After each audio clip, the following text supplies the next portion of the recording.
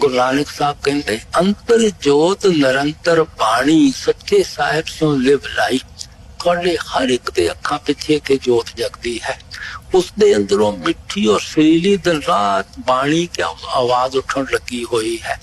ਅਗਰ ਤੁਸੀਂ ਉਸ ਜੋਤ ਦੇ ਦਰਸ਼ਨ ਕਰਦੇ ਹੋ, ਉਸ ਆਵਾਜ਼ ਨੂੰ ਆਪਣੇ ਅੰਦਰੋਂ ਪਕੜਦੇ ਹੋ, ਸੱਚੇ ਸਾਹਿਬ ਸਿਓ ਲਿਵ ਲਾਈ, ਤੁਹਾਡਾ ਰਚਨਾ ਚੋਂ ਮੋਹ ਔਰ ਪਿਆਰ ਨਿਕਲ ਜਾਵੇਗਾ, ਪਰਮਾਤਮਾ ਨਾਲ ਮੋਹ ਔਰ ਪਿਆਰ ਪੈਦਾ ਹੋ ਜਾਵੇਗਾ।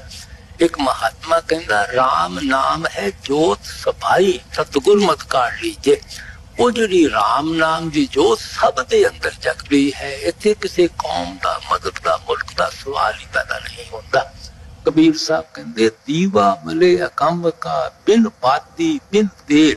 ਉਹ ਜਿਹੜੀ ਅਗੰਮ ਦੀ ਜੋਤ ਹੈ, ਉਹਨੂੰ ਨਾ ਕਦੇ ਬੱਤੀ ਦੀ ਲੋੜ ਪਈ ਹੈ, ਨਾ ਕਦੇ ਤੇਲ ਦੀ ਲੋੜ ਪਈ ਹੈ। ਉਹ 24 ਘੰਟੇ ਹਰ ਇੱਕ ਦੇ ਅੰਦਰ